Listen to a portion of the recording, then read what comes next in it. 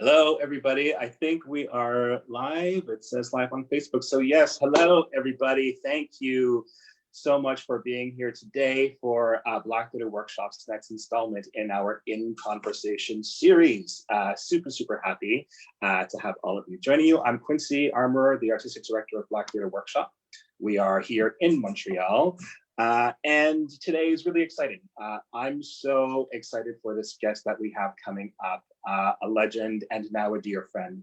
But before I bring her into the show, I just want to say to all of you, from all of us at Black Theater Workshop, our staff, our board, everything, we miss you. And we're thinking of you, and we hope that you and your family and your loved ones are all, I would say thriving, but I hope that you're all doing as well as can be expected given this insanity that we are all living right now. If it's anything like it is for me, you're probably having some good days and bad days. Hopefully you're having more good days than bad days. But we miss you very much. We are thinking of you, and I very much look forward to being able to come together again in community and celebrate this wonderful art that we like to do.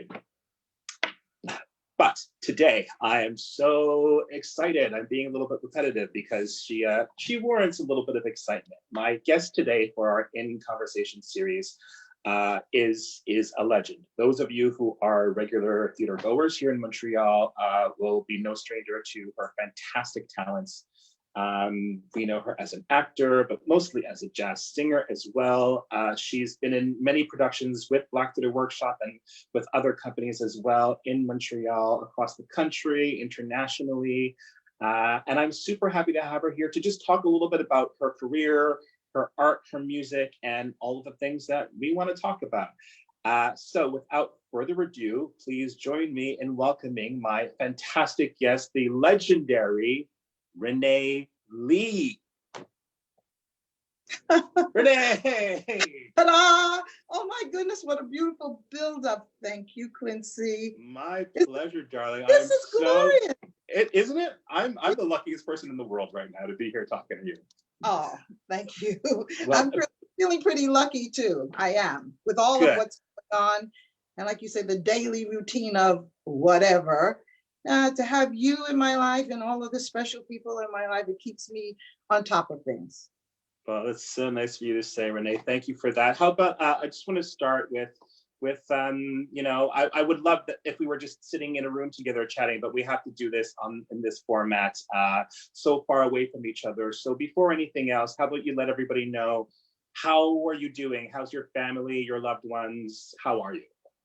I have an army of wonderful people that are supporting and making sure my keel is even. And my family I guess it takes a situation like this, as pandemic as it is, to really see the true nature of people. I mean, we take so much for granted, don't we? And I have a fabulous family, and my sons, Daryl and Charles, are ever vigilant. My daughter, I'm just so proud of her, Michelle. She is on it, and she's front line. She's still working out there, and she does not hesitate to give me a call. Mom, what do you need? And my grandsons and my granddaughter, everybody is so vigilant. But my friends, and those quiet moments when I'm feeling, okay, is that all there is? You know, someone will call. You know, Twinkle, Barbara, or Lorna, or Arlene, or any of the numerous people in my life that want to know that I'm okay, and they want to share with me so that I can help make them okay. And I don't know. This is this situation, as negative as it is it's a moment of reflection and regathering. You know, I think if we don't take the opportunity to do that, we're really missing. It's not about so much about being healthy and being safe and doing, it's about who we really are in this moment. And I couldn't agree with you more. Yeah, I think one of the things I've been thinking quite a bit about is because I mean there's so much negative, as you're saying, with what's going on in the world. But at the same time, if nothing else, I kind of feel like it's helping some people to learn or to realize or to discover the importance of taking care of our mental health. And because I think, you know, especially in certain communities or certain subsects of society don't really pay as much attention to the importance of it as we could, right? You know, we take it for granted that it's all going to be whatever it's going to be the next day without examining why it's going to be that way. This is a real major lesson, especially for me, someone at 99 years old. You know, I mean, I'm still getting it. Well, girl, you looking good for 99, if that's what you is. That was just a little bit of backstage intimate apparel banter going on, but we'll tell everybody about that a little bit later on. But I want to just have a chance to chat with you. I have such great respect for your work and your talents and everything that you've done across many disciplines in the performing arts. I'm one of the lucky people who was fortunate enough to be able to share the stage with you a few short years ago. But you know, I'm sure that most of our viewers know about you, but sometimes there's little details that people don't know. I learned a little bit just going back and doing some research as well. So maybe if we can backtrack a little bit and just start a little bit, because, you know, there's Ranee Lee, the actor, and there's Ranee Lee, the jazz singer. Where does that scale sit with you? Like, are you doing more acting than singing, or singing than acting? What is the difference? Where do they intersect? Just talk a little bit about that nucleus for you. I believe it's more like a pendulum for me. You know, I think I always knew that I was going to have a place or find my place in the arts, regardless of where they would take me. I was fortunate enough to be supported by a fantastic woman, my mom. And she did so much to give me the advantages that I feel I'm able to use or have used to get to this point. And adventure was discovery. And if I were able to do it, then I'd pursue it. And it just seemed to align to the next set of circumstances. And for me, the pendulum is synonymous to everything. If I sing, it's part of my acting world. My acting world is part of all of the other endeavors. And so they become this glorious mosaic of opportunities. You know, I appreciate my failures, and I praise my higher source for giving me the opportunities to be able to pursue what it is I do. And for the most part, if I feel the reward and the gratification, then I'm blessed to be able to share that. Wonderful. And you are a multiple award winner. You've won the Juno Award. You've won the Dora Award. You are a member of the Order of Canada. You have received Black Theatre Workshop's very own Dr. Martin Luther King Jr. Achievement Award, only the second person to receive it.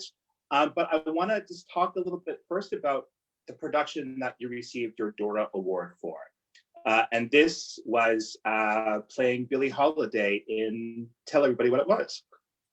A Lady Day at Emerson's Bar and Grill. That feels like it was so long ago, but to the more recent time in the past year, or maybe even less, I still run into people in my audiences or in Metro shopping, grocery store, who remember it, had seen it, who had introduced their loved ones and family members to her history, her story, through my performance of that.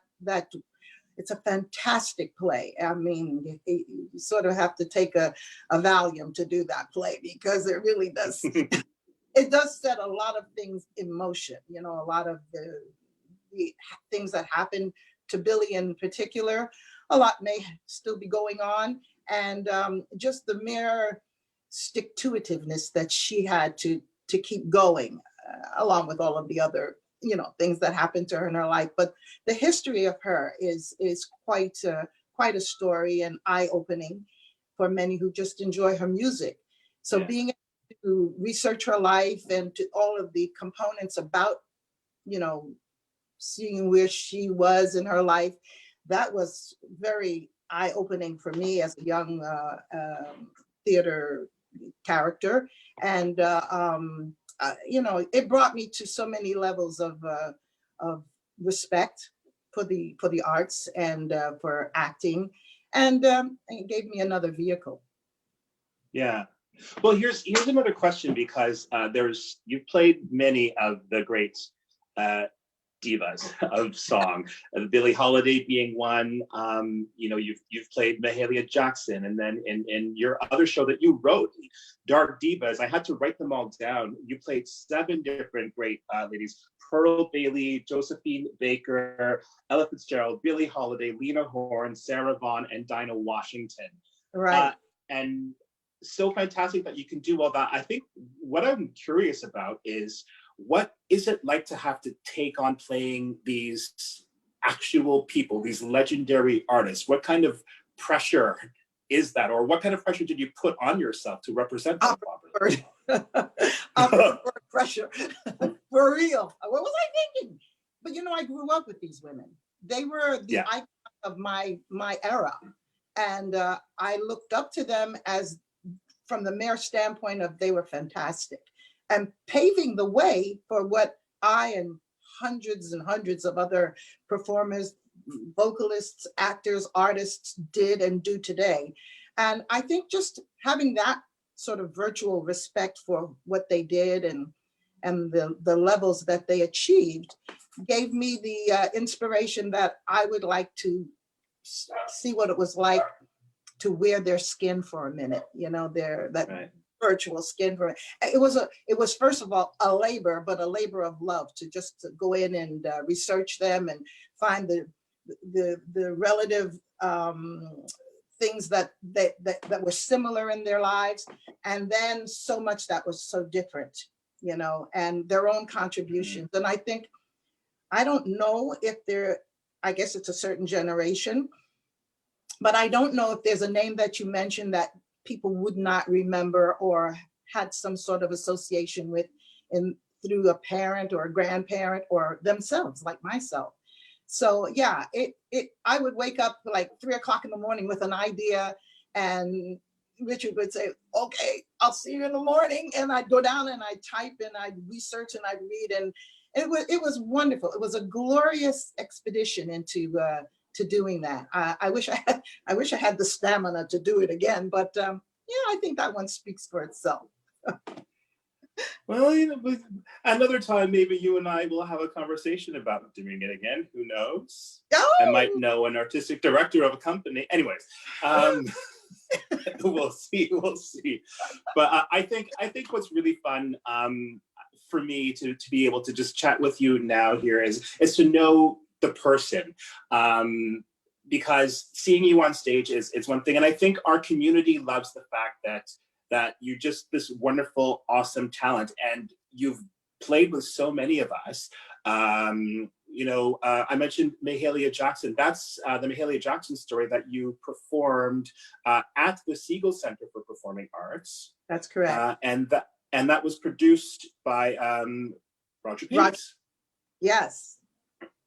And yeah, I saw that production, loved it. It was so great. And I guess question about that show for me is, because that's probably the most recent one of those ones. If we're looking at Dark Divas and the Billie Holiday, like Mahalia Jackson being the most recent one, is what was that experience like for you, you know, having, you know, a few more years of knowledge and talent and experience compared to when you played Billie Holiday that first time around? Was it an easier skin to get into, or were there still challenges? Major challenges. I mean, one of the benefits was I won the Martin Luther King Award for Black Theater Workshop, so why not? No, but of which he was an integral part of her life. And but because I'm not, of course we all know Mahalia Jackson, and we all, you know, are gratified in her music and her persona, but it was like that sort of outside wheel of my knowledge of her because of the music. You know, she was an entity, with very spiritual, and our lines didn't cross in that manner. But her her knowing who she was and the prestige of who she was, you know, wonderful and famous and recounting. But when Roger approached me about doing her, I had to really go outside of who I am, in whether it's music or just the persona of who she was. She for me, Mahalia is bigger than life. She represents so much, you know, her truth, her tenacity, her talent. There's just so much about her that is brilliant. And I felt like a pea in the shell of Mahalia Jackson. So I had to overcome that, you know, I had to find me within her, within her persona, which I think I tried to do. And Roger was very lenient. He was very liberal about where I went with it. He, in fact, had to pull me back a couple of times because she wasn't as comedic as I would like to have, you know, sort of represented her. But there was just another one of those moments, those trials where I had to really sort of reflect and absorb. And of course, whether it was, and this is the opposite ends of the spectrum, but whether it was Billie or Billie Holiday or Mahalia Jackson, those are curves that I had never visited. I had to, in Billie Holiday's case, I had to, you know, meet people who were in the process of taking, you know, abusive things that altered their lives, and try and understand from their perspective what that was, why they did it, you know, and then associate that with Billie. In Mahalia, her music, her spirituality was such an I don't know, say overwhelming is the right word, but such a huge component of who she was. I don't think I'm that spiritual, but I love, you know, I love what I love. But there was something about her that is the essence of Mahalia, and I had to find that. And that was the journey. Lovely. Here, okay, question. So many shows, musical and otherwise. Is there one specific show in particular that was just that little bit more special in one way or another than the others? And there's probably several, you know, there's often ones that are special for different reasons, but what is one show or one role that you played that is one that you think of very, very fondly, and what is it about that part? Okay. Wait a minute. For this? We got some time, don't you worry. Okay, well, you know, like children, you don't have a particular special or favorite one, because everyone, yeah, every role, every thing brings a new challenge. But if I have to really go deep into my thought about that place that I wouldn't exchange for nothing in the world.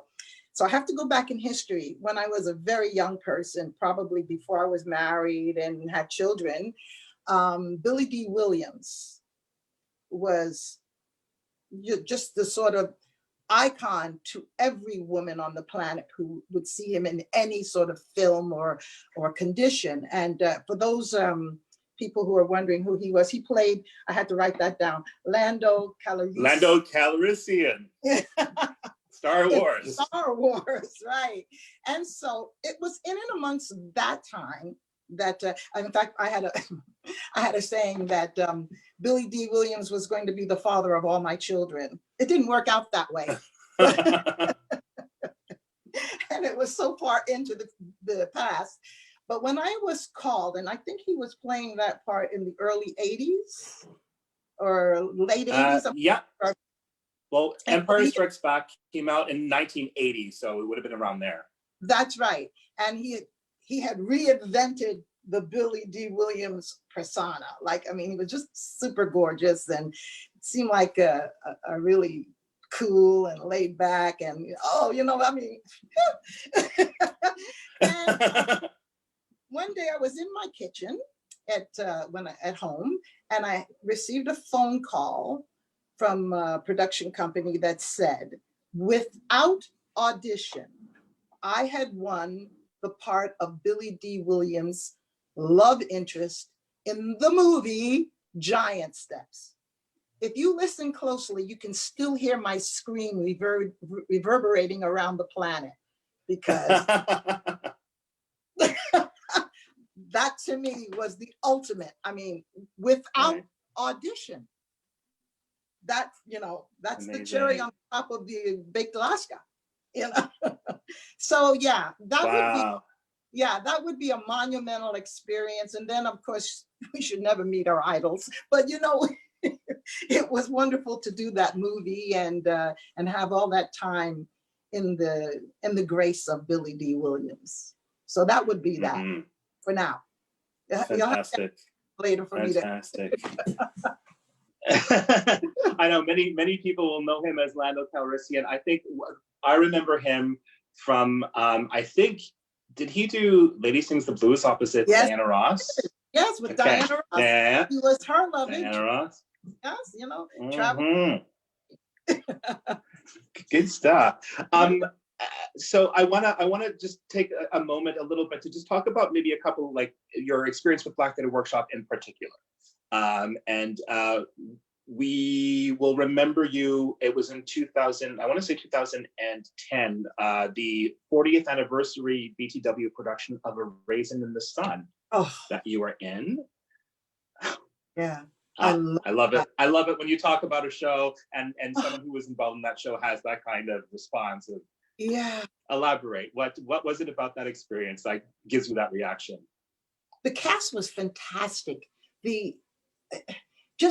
Well, of course, many of us remember the Sidney Poitier version of it when back in, I don't know, 1903 or something like that. So of course, one of those things I grew up watching, and and just feeling that sort of elation from seeing us on the screen in that manner, and then having the opportunity to play itself. The story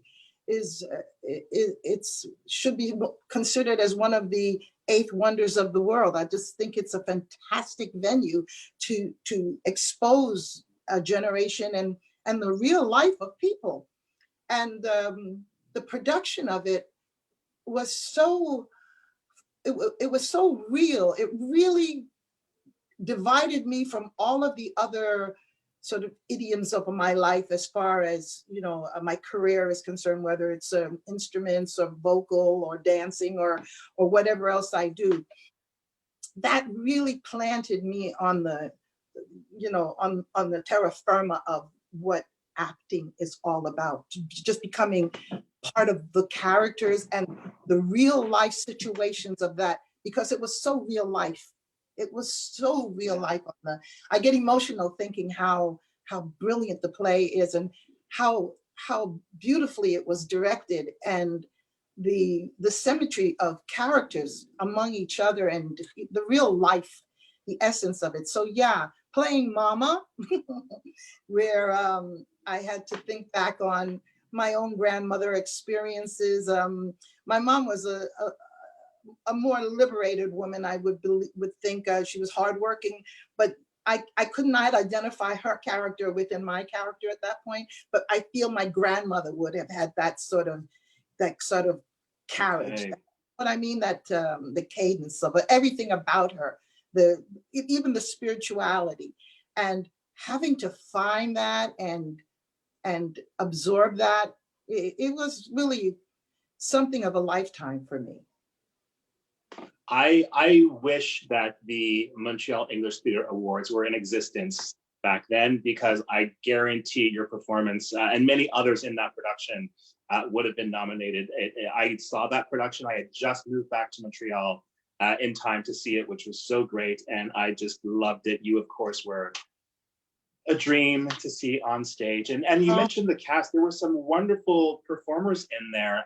Mike Payette, a friend of ours, was in that show. And then he recently, last year, directed a French production over at Théâtre Jean Sept, which was also, again, another beautiful production. I know, but he's brilliant. He really is. He's brilliant. He's such a wonderful, all around, globe of whatever he wants to do. He is. Like Yeah, who? he's so great. And for people who are watching, because they know him as the artistic director of Geordie Theatre, and coming up in just over a half an hour at 3 p.m., they're doing their second installment of his Ask Mike series. So please keep I joining will. us here as I talk to Renee, to Yes. our audience. But once we're done over here, hopefully everybody will go over to Geordie Theatre and watch their ensemble with Ask Mike, because Mike is brilliant and he has a lot of good things to say about any and everything. So Yes. little plug there for Mike and Geordie. Major plugs. Absolutely. And then the other show with us, with BTW, that I wanted to mention was Swan Song of Maria, which was in 2009. Beautiful C.C. Anderson play. There was a two-hander, yourself and Joel Miller, directed by Tyrone. Yes. Tell us about that show a little bit. Joel, he was such a basin of comfort, you know. He's brilliant as an actor, a really beautiful man. But it was, our characters had to go from present to past, you know, in the reflection of the story. And my character then developed Alzheimer's, and just the care and the reality of, I mean, I've really been very fortunate. This eclectic world of varying subjects of life has taught me how to respect it, really. You know, I mean, I don't know if anything else would have done the job, but definitely through the theater, I have really learned the purpose of life. And because we're actually becoming those people, we're actually, the characters are not characters, they're real life, breathing substance people. And in doing so, in order to pay it justice, you have to wear that. You have to become that. The vessel is you, but the story is just so much more profound. And doing that was, Tyrone had a lot of patience with me, because it's a two-hander, and I mean, there was just so many elements that are glorious. I mean, from the dancer and oh my goodness, when I think about it, I'm blessed. And it was just beautiful. And then, you know, having the actual awareness of the devastation of Alzheimer's. Of course, with my late husband, Richard, it was burgeoning. We were stepping more and more into that process from dementia to Alzheimer's. And and many times I saw my character, Maria, in the evolution to what she was coming from as a young and vibrant college or university student, into her marriage and her childbearing years, and into a relationship of an understanding and very supportive husband. And I saw my life play out like a theater piece when we were going through our own sort of trials. And so I'm very sort of, what is it? I don't want to say emotional, because I am emotional, but there's just something that makes me that much more aware by the brilliance of theater. How could we possibly live without it? You know, it's education, it's informative, it's reactionary, it's identifiable, it's all the worlds where we sit and we can evaluate our own existence through what we see on the theater stage. It's important, and thank God that Black Theater Workshop is there for us. Oh, well, thank you for that. I couldn't, it's so important. And I hope that the absence of it right now, I feel, is really being felt.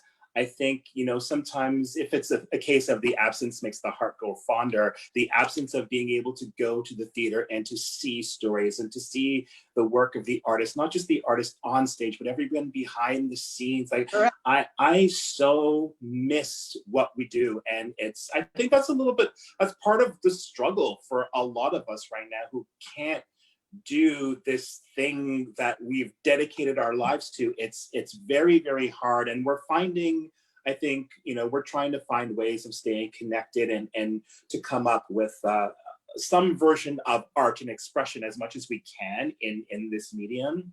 But as you say, there's nothing that can actually replace that experience of Right. going to the theater, being at the theater, standing on the stage in the theater, all of it. It's just, there's nothing like it. It really is roar of the grease paint, but and a little more than Netflix.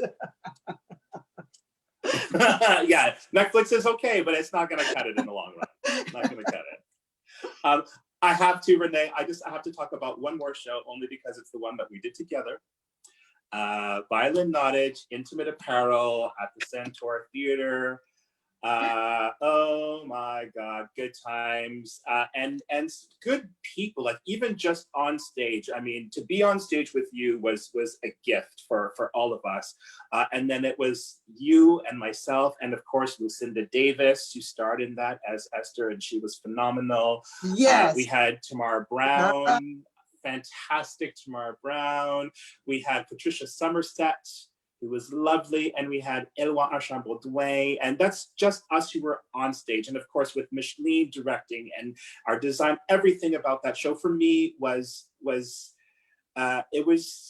that's one of my super special shows. Ultimate.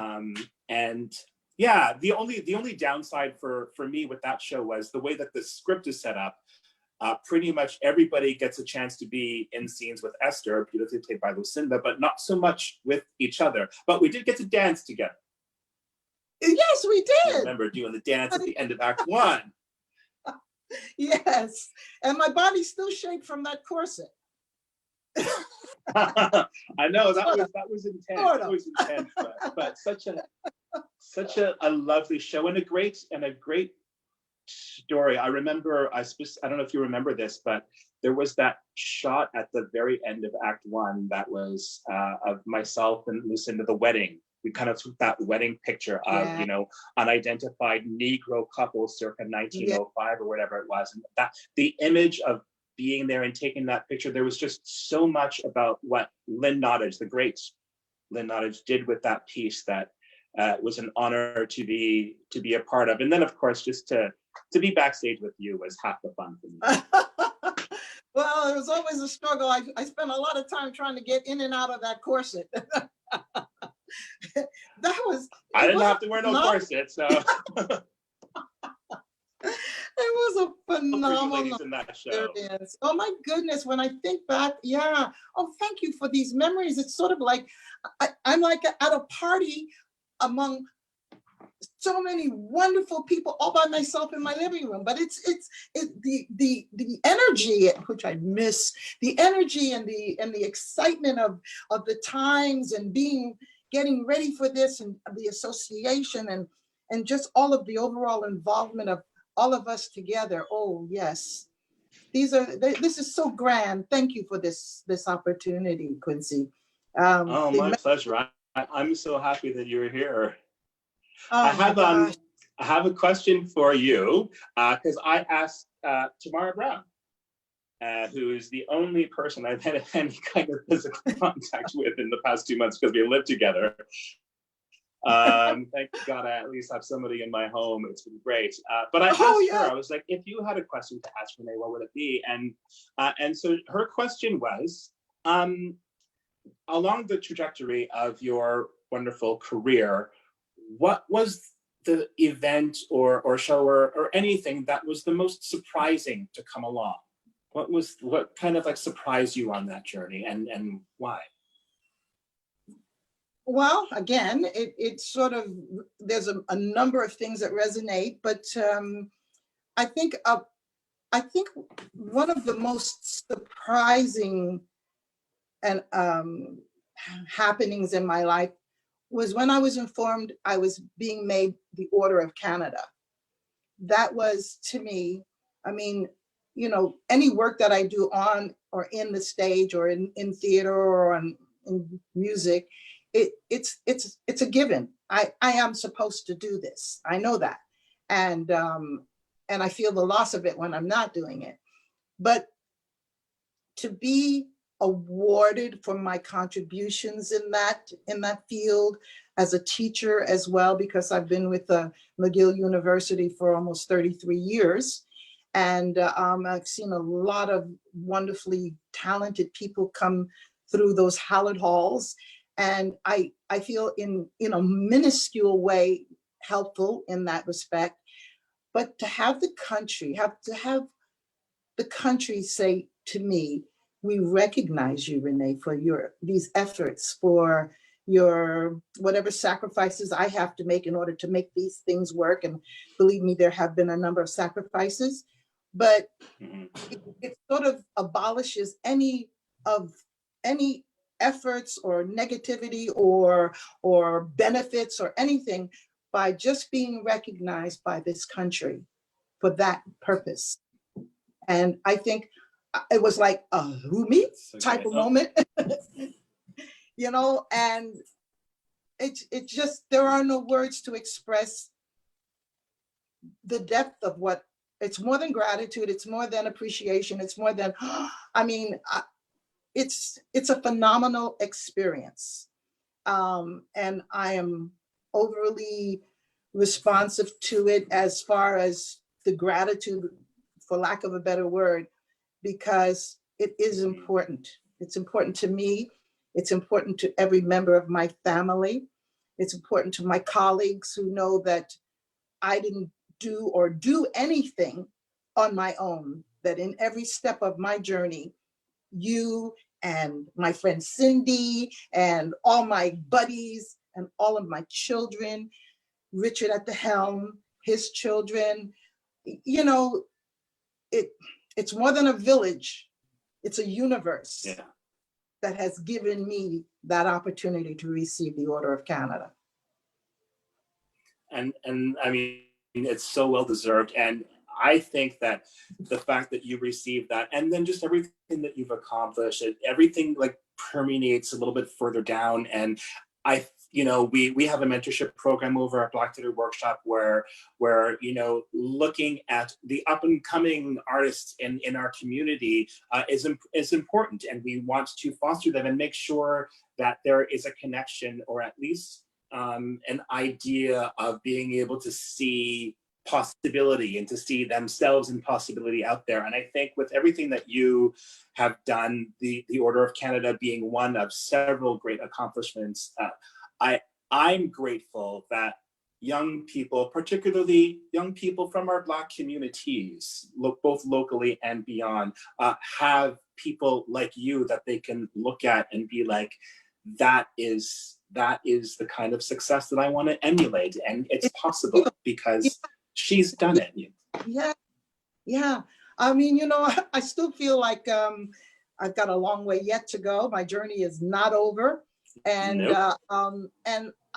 I'm encouraged by the youth of today who have all of this energy and the ultimate talent for the purpose of going forward and accumulating more and discovering. And it's so important because I see myself in that era. I see myself back there when I was, dancing on the steps and singing to my neighbors and everybody, my mother yelling, "Get in here, have your lunch," and I know that was my purpose. Of course, I could have been easily pushed to do anything else. And those days when I'm thinking, when is my next job coming? I can probably think that that's, probably the best thing I could have done. But sticking to it and respecting what you genuinely feel is your passion, respecting it. I mean, it doesn't eliminate anything else that goes around it, because we need everything in order to sort of draw on the possibilities of going further in that particular passion. So yeah, I think as mentors, it is valuable. It's valuable to us, but also to the up and coming prodigies of this. Yeah, absolutely. I could sit here and talk to you for hours, but we can't be on here the whole time. But I do want to just really quickly into one other thing, because you talked about your passions. And we've been talking about you as the actor, the performer, the singer, but another one of your artistic passions and talents that many people might not know about is your talent and passion for painting. Tell us a little bit about that. I think, again, everything is beads on a long string of life, and everything brings me to one thing or another, from music to theater to painting to dancing. I'm a musician as well. I'm a drummer in another life, but things like that I explore. And virtually, when I paint, I actually lose hours. And I thought to myself at this point, how do I can't leave my house because I'm 100. So how can I give something back? So I said, I would like to do a series of paintings and auction them in some manner. I'm not sure how I'm going to do that. And I'm working on them right now. So I'm going to do that. I hope I can complete that before the pandemic is over. Can I show you that I'm working on? Please. I was going to be like, I want to see what's going on. I don't know if you can. This is. Can you see that? Yeah. Oh, that's good. Right there is great. Yeah. Oh wow. She is lovely. She is Mother Crane. She's just given birth to a chick, and the background represents the darkness that we shall come through. And whatever you see or anybody envisions in that, I see so much spirituality and hope from that, and a rebirth, and the continuing, and all of the things that will keep us going forward and safe. Fantastic, beautiful. Of course, I mean, anything you touch is just gorgeous. And I'm gonna hug you right now because you're gorgeous. I'm hugging you too, baby girl. Virtual hugs all the way. Don't you just miss so much, like honestly, so much. You mentioned earlier families, and I hadn't seen, it's going to be just a little personal for a second. I hadn't seen my family, my parents, for a couple of months, and so finally this past weekend I went to go and visit them, and we were responsibly socially distant. I don't want them to get anything or me or anything, so we visited through the screen door at their house. Which was so nice and lovely to be in their presence, but it was hard to not just want to kick down that door and go and squeeze my mama and my dad, and just like, so it's, I happily embrace you. Oh gosh, I understand completely, because we're people of energy and touch. We have to be, and to have that separation. I can imagine the people who are struggling with this and not realizing the depths of what is causing this.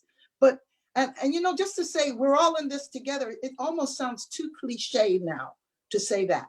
We know we are, but the individual have to respect what's happening in their own sphere.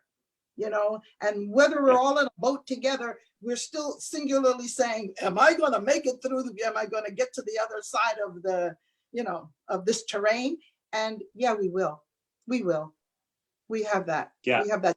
And I thank you for that, because I think it's an important thing for people to remember, that, as you say, we're all in this together, but everybody's individual feelings and emotions are significant and matter and deserve to be acknowledged and processed and dealt with, and whatever it is that they're going through. So it's a nice reminder. So thank you for sharing that. We're going to wrap things up now, as much as I don't want to. Before I do that, I'll just once again remind people, don't forget our friends at Geordie Theatre are having their second round of Ask Mike. So when this is done, go over to Geordie Theatre's page and support them.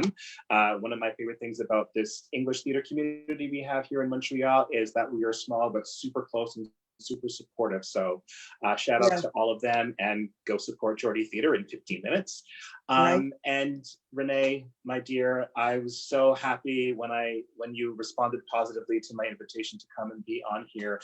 Thank you so much for for being you, for sharing your talent and your knowledge and your personality and your person with the BTW audience.